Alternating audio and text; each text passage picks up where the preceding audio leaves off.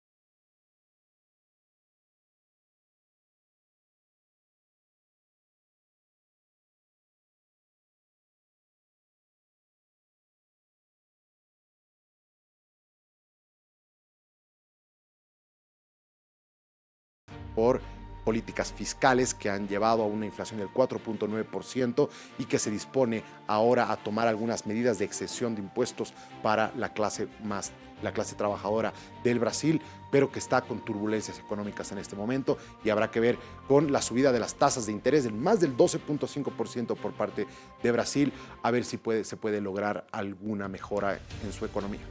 Pero bien, momento del análisis para ver qué es lo que le espera a Latinoamérica con Trump y con una China que se dispone a seguir ingresando con lazos comerciales como pasó en Chancay. No me quiero olvidar del canal de Panamá, ¿no?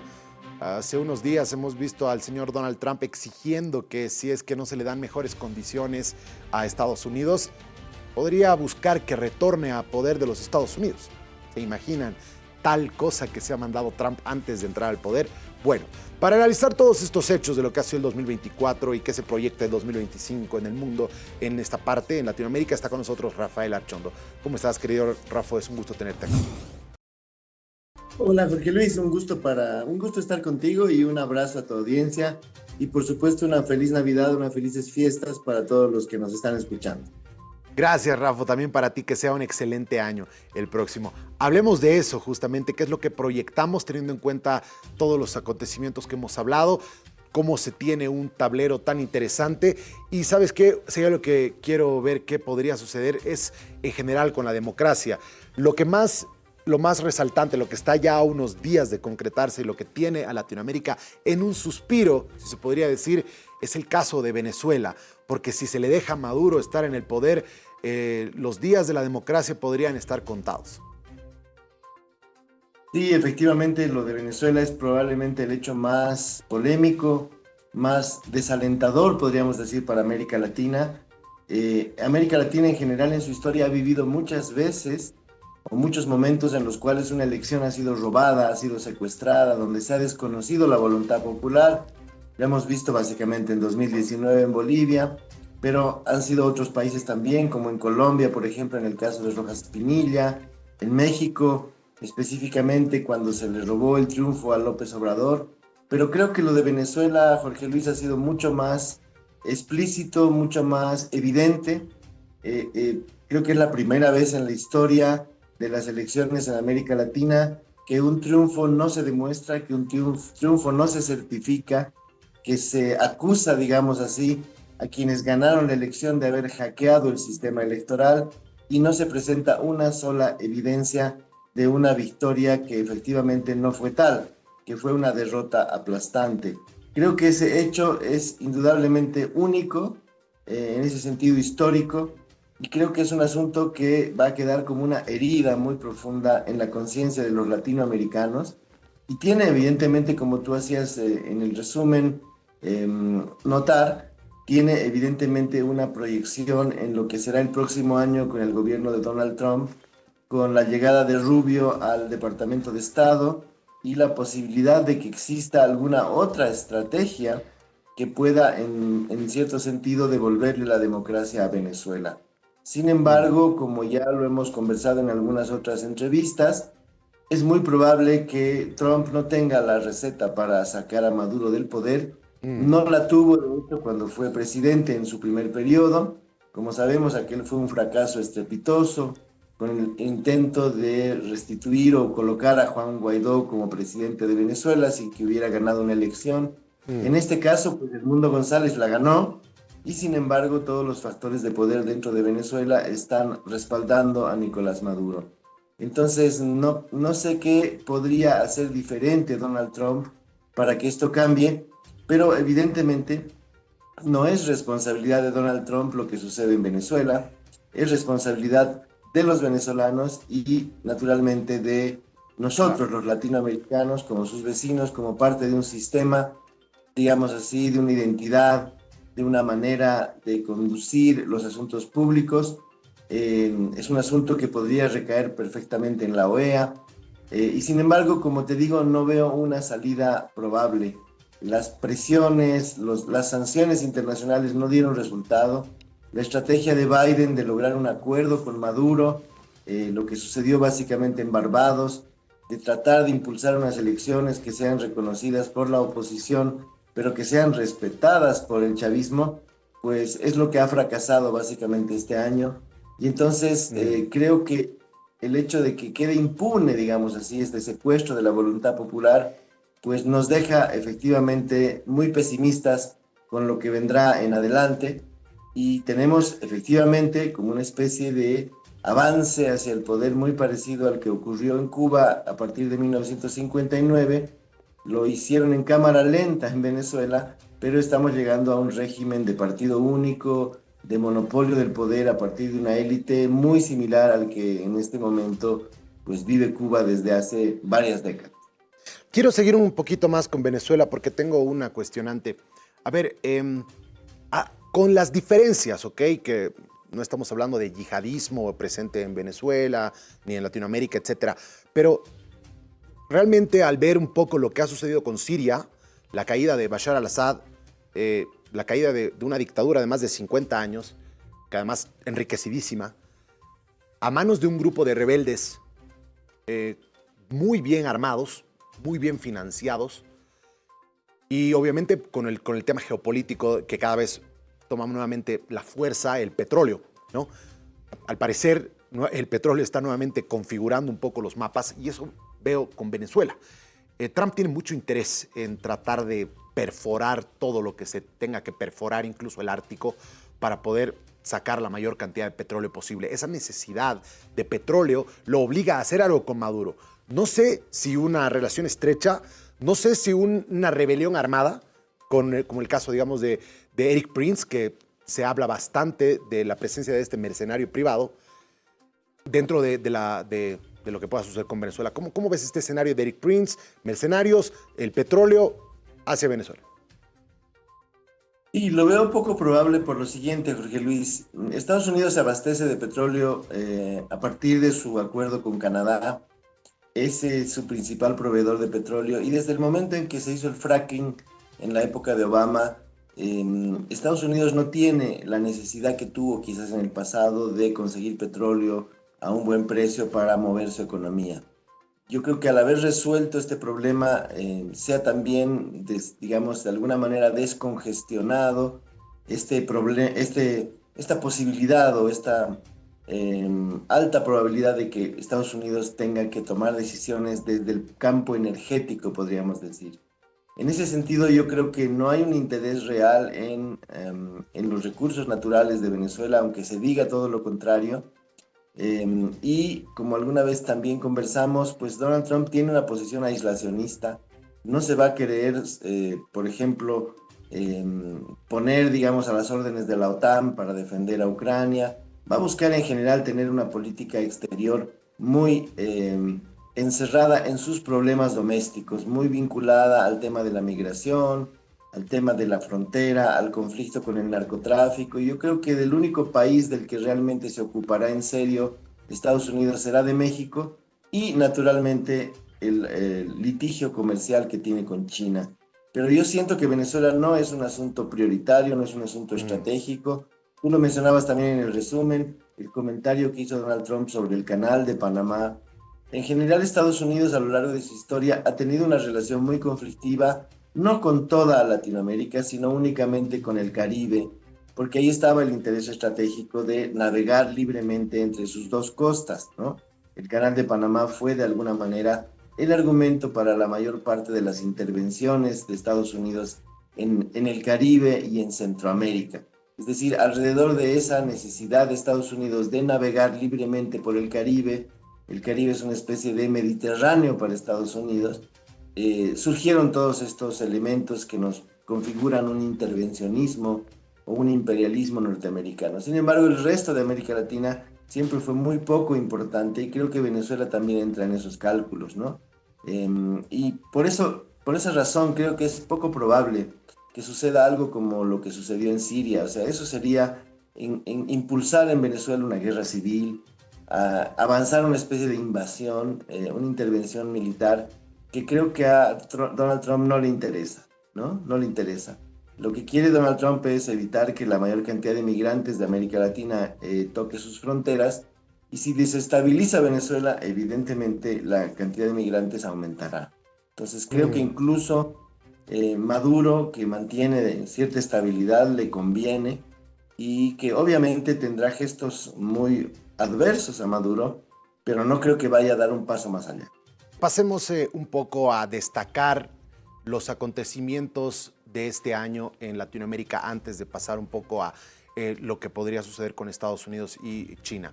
Pero los países que nos han demostrado, los líderes que nos ha demostrado este año, una nueva configuración de una nueva forma de política que podría ser contagiosa para el resto de Latinoamérica. Se ve como una forma muy radical de hacer las cosas, muy de mano dura, de hechos que si se necesitaban se hacen como sea, arrancando de raíz el problema. Y parece que ese es el modelo que está comenzando a encantar al resto de los países de América, tanto así que está sacudiendo las políticas internas del resto de los países. Son principalmente Milei y Bukele, estas figuras que ante un problema han ejecutado una acción severa, radical, que no importa las consecuencias humanitarias, de pobreza, etcétera, pero que se tuvieron que hacer y se hicieron. ¿Cómo crees que estos dos personajes van a impactar en el resto de la región? Sí, yo creo que es muy buena tu comparación. Tanto Trump como Bukele, tanto Bukele como Milei, como decías, digamos, tienen unas ciertas semejanzas que son interesantes, ¿no? En el caso de Bukele, pues evidentemente se trata de un problema de seguridad interna y el respaldo que tú señalaste de los ciudadanos salvadoreños a Bukele tiene que ver con que les ha devuelto la seguridad y la paz, ¿no? Creo que ese era un elemento que no había sido resuelto por la transición de la guerra a los acuerdos de paz que se firmaron en los años 90, que había quedado ese saldo importantísimo de violencia que había destruido prácticamente la convivencia dentro de El Salvador, y Bukele ha restituido aquello. Efectivamente lo ha hecho con medidas de emergencias, con mucha violencia, con una imposición estatal que parecía indispensable, y a partir de ahí ha comenzado a ganar fuerza, digamos así, la idea de un partido único en El Salvador, de un único líder y por lo tanto la, en cierto sentido, cancelación de la democracia que va muy de la mano con la mano dura, con la imposición de un poder centralizado, de un poder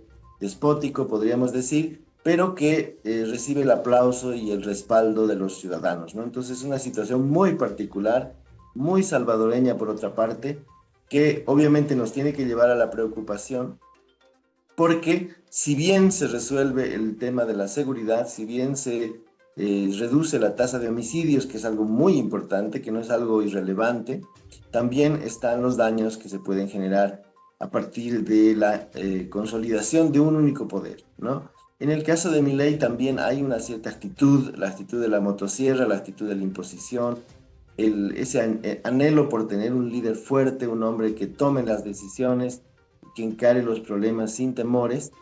Sin embargo, creo que en el caso de Argentina la democracia propiamente no está en riesgo. Hay incluso dentro del campo, digamos, que respalda a Milei una serie de disidencias. El propio Macri no está totalmente alineado a Milei. Cristina Kirchner sigue ahí, recuperando, digamos, o intentando recuperar al kirchnerismo.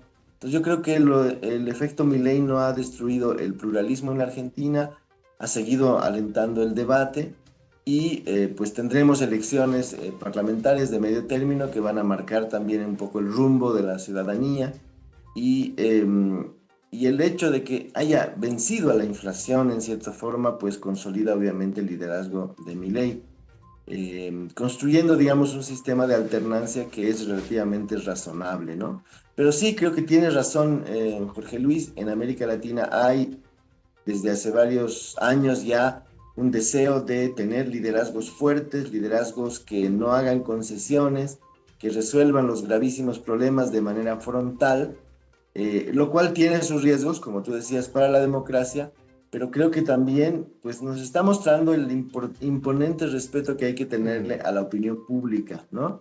Creo que lo de Bukele es evidente, o sea, se enfrentó con toda la comunidad internacional, a nadie le gustó fuera de El Salvador las imágenes de los presos, de los pandilleros agachados y semidesnudos en las celdas, pero dentro de El Salvador pues consiguió un consenso inevitable y en esa medida, pues muchos le hemos perdonado, digamos así, su paso por el poder con esa fuerza, porque aparentemente los Ajá. salvadoreños le agradecen el haber Sí. constituido, digamos, esta nueva forma de convivencia. Rafa, ahora un poco para ver quiénes son los personajes que sí se están comenzando a posicionar con otro tipo de liderazgo que no sé qué tanto estará pegando. Por el otro lado, en la otra acera, tenemos a un Luis Ignacio Lula da Silva, tenemos un Gabriel Boric, que están a la cabeza de países muy importantes. Brasil es básicamente el líder de la región al lado de México en términos económicos, poblacionales, etcétera. Si bien está con algunos problemas económicos, se ve como un liderazgo de la región que le da un contrapeso a esto que está comenzando a surgir. ¿Cómo ves ese liderazgo? Pues yo creo que Lula, como lo dijo José Mujica en una última entrevista explosiva que tuvo, Lula está ahí ya de salida, ¿no? Ha tenido estas dos operaciones digamos, muy graves, con una hemorragia, digamos, en la cabeza, y la edad que tiene, de alguna manera, plantean la certeza de que Lula da Silva está, digamos, teniendo sus últimos momentos en la vida pública y haciendo sus últimos aportes, digamos, a la construcción de una mayor justicia social en Brasil. Sin embargo, yo creo que el futuro no le pertenece al Partido de los Trabajadores, que Lula construyera después de mucho tiempo y mucho esfuerzo, y que evidentemente Brasil se va a alinear de alguna forma a lo que puede ser esta corriente de la que hablábamos, ¿no? Bukele, Mm. Milei, Noboa probablemente, de estos liderazgos, digamos, más bien de corte, eh, podríamos decir conservador en el sentido ético, digamos, moral, pero digamos, esta mano fuerte que Lula efectivamente no ha podido tener, hubiese quizás deseado hacerlo, pero no ha podido tener porque su partido y en general su figura está muy deteriorada en Brasil, ¿no? Mm. Entonces, yo veo ahí esos últimos intentos de Brasil de cambiar las cosas en Venezuela, de darle o devolverle la democracia en Venezuela, como los últimos intentos de esta corriente, ¿no? Que fue tan importante en general. Y lo mismo podríamos decir, Jorge Luis, no sé si estás de acuerdo conmigo, de Boric, que aunque Boric tiene también una posición muy firme y ha de alguna manera despertado la admiración de ciertos sectores sociales por su posición firme frente a Venezuela, indudablemente Chile ha dejado ya hace tiempo ese ciclo, digamos así, de movilizaciones que se caracterizó en 2019 como una especie de viraje, pero que finalmente ha sido truncado por los actores que llevaron adelante ese proceso. Y entonces Chile yo creo que está lentamente regresando a lo que fue tradicionalmente, ¿no? Un país bastante conservador, y es posible que Evelyn Matei sea la próxima presidenta, si es que no cambian las cosas, y que en general pues Boric quede quizás como el único resabio, digamos así, de una izquierda que intentó hacer algo, que intentó cambiar la constitución, que intentó avanzar hacia un Chile plurinacional, como se dijo, pero creo que evidentemente ya en el cono sur, particularmente por el impulso de Milei, la situación política va a ser distinta y va a ser adversa en general, me parece, a la izquierda, ¿no? Habrá que ver qué pasa en Bolivia, porque ahí también podría eventualmente darse un giro que termine por cerrar, digamos, este ciclo que comenzó en 1999 con la Es elección de Chávez en Venezuela. correcto. Bien, quiero pasar a China, ¿no? Estoy sorprendido con, y Estados Unidos también está sorprendido, no sé si va a querer hacer algo al respecto. Tú dices que Trump mucho no se va a querer ensuciar las manos en Latinoamérica, pero China sí ha encontrado el mecanismo perfecto para poder tener lazos importantes con Latinoamérica. Y si bien este año ha sido fundamental la inauguración del puerto de Chancay hace un poco más de un mes, eh, donde incluso lo hemos tenido a Xi Jinping, hemos tenido a Joe Biden. Es decir, Perú ha brillado durante esos días y se perfilan unos años muy importantes porque el comercio va a ser directo, va a reducir en un 40% el tiempo de transporte, y ahí China está logrando afianzarse mucho más con Latinoamérica. Es correcto, Jorge Luis. Por ejemplo, ahora yo que vivo en México puedo decirlo con cierta cercanía.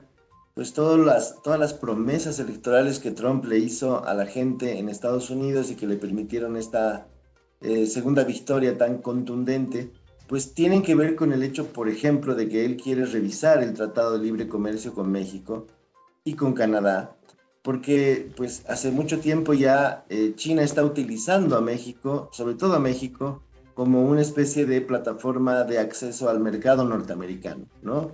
Llegan productos semi-elaborados de China, se terminan de ensamblar en México y se envían sin aranceles, podríamos decir, como productos mexicanos al mercado de los Estados Unidos, lo cual evidentemente es digamos, es parte de esta guerra comercial y de esta lucha entre estos dos países, los más poderosos, los más ricos del planeta, por de alguna manera incidir y penetrar en los mercados recíprocamente, ¿no?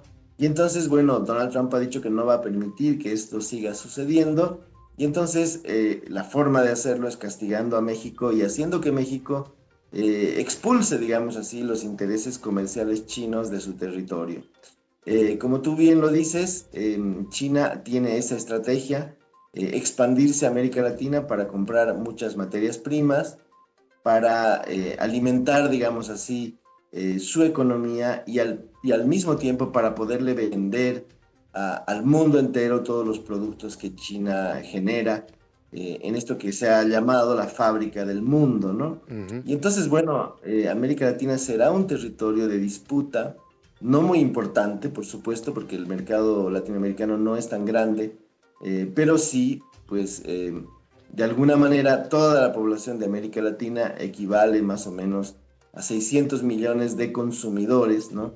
Que son importantes y que por lo tanto seguramente van a formar parte de esta disputa, ¿no? Es decir, por ejemplo, en la industria de los automóviles, sabemos que los chinos producen automóviles eléctricos a la mitad de precio del señor Elon Musk y que eso los convierte en un factor de mucha competencia, ¿no? Son muy competitivos, los chinos subvencionan gran parte de su industria y entonces han ido de alguna manera adquiriendo todos los recursos para competir en el capitalismo utilizando muy bien la fuerza del Estado. Y creo que eso va a hacer que los demás países también de alguna manera sigan por esa ruta que se ha probado exitosa, ¿no? Ujú. Ya los japoneses, por ejemplo, están muy preocupados. Como tú seguramente sabes, Nissan y Honda se están fusionando para tratar de competir en este mundo donde los chinos comenzaron vendiendo baratijas y ahora venden productos de alta tecnología. Entonces, sí, yo creo que va a ser un lugar muy complicado, muy difícil, y creo que los chinos tienen una receta. Ellos comercian con cualquier país del mundo sin importar su gobierno, Así sin es. importar la doctrina del presidente o del gobierno en funciones. Son muy pragmáticos y creo que eso va a llevar también a que Estados Unidos lo sea. Justamente quiero abordar ahora Estados Unidos y su política interna, que ha sido bastante importante durante este año con el retorno de Donald Trump, a pesar de todo lo que ha pasado, ¿verdad? A pesar de que es el único presidente en la historia que tiene más de 90 procesos criminales, penales en su contra, a pesar de haber sido el único presidente que ha instigado a una rebelión que ha invadido el Capitolio, el centro de la democracia, el corazón de la democracia, y a pesar de un sinfín de escándalos y propuestas de la mano de los millonarios, además, ¿no? Jeff Bezos e Elon Musk agarrándole la mano y con la el notorio retroceso del Partido Demócrata para con la clase trabajadora, que a pesar de que está con los millonarios Donald Trump para darles mejores beneficios, el pueblo ha elegido nomás a los republicanos, a pesar de los aranceles que le van a subir el costo de vida a los norteamericanos. Quiero hacer ese análisis de la sociedad norteamericana y de las elecciones, pero quiero traspolar igual a lo de los aranceles. Los aranceles no va a ser que Latinoamérica busque industrializarse justamente para hacer un nuevo hub que no tenga, donde se busquen mayores inversiones de Europa y de China para no tener aranceles tan fuertes? Sí, efectivamente, yo creo que este es el inicio, digamos, del fin de la globalización, ¿no? En los años 90, Jorge Luis, pues se inició este proceso donde realmente el capital y las empresas y la tecnología se colocaba allí donde mejores oportunidades tuviera para generar ganancias. Es decir, lo que se llama la globalización fue básicamente eso, que las empresas cubrieran toda la superficie del planeta y se colocaran en donde hubiese mayores ventajas competitivas. Yo creo que lo que estamos viviendo ahora es el inicio de una especie de nacionalismo y proteccionismo económico cada vez más acentuado, donde los intereses nacionales, podríamos decir, los intereses más reducidos, ¿no? Se unen para finalmente enfrentar a los otros países y a las otras economías. El ejemplo que tú dabas de que millonarios y trabajadores en Estados Unidos finalmente se pongan del lado de Donald Trump es una muestra de aquello, ¿no? Es decir, ahora lo que corresponde hacer no es que Estados Unidos esté expandido en todo el planeta, sino que defienda los intereses territoriales, los salarios y la colocación, digamos así, de Estados Unidos como lugar económico productivo, ¿no? Es decir, tratar de repatriar lo más posible sus empresas y producir dentro del país, ¿no? Y entonces esto va a llevar efectivamente a que todos los demás países también se cierren, donde vamos a tener fronteras cada vez más rígidas, más complejas, más difíciles, donde la Unión Europea va a tener más dificultades para seguir siendo un bloque económico unificado. Yo creo que el Brexit fue también una prueba de aquello y estamos lamentablemente avanzando hacia eso. Y probablemente a Latinoamérica le corresponda en realidad, pues más bien hacer una integración económica cada vez más fuerte, más poderosa. Hace poco hemos tenido el acuerdo finalmente entre el Mercosur y la Unión Europea, que podría ser un avance en ese sentido. Y creo que un poco esa es la tendencia, ¿no? Y el Partido Demócrata en Estados Unidos, pues, va a tener también que revisar sus principios y sus planteamientos. Yo creo que la globalización era mucho más progresista que lo que es ahora el mundo que está empezando a emerger, porque eso permitía, digamos así, que diferentes emplazamientos industriales pudieran llegar a otros lugares del planeta y pudieran mejorar el nivel de vida de esos habitantes, ¿no?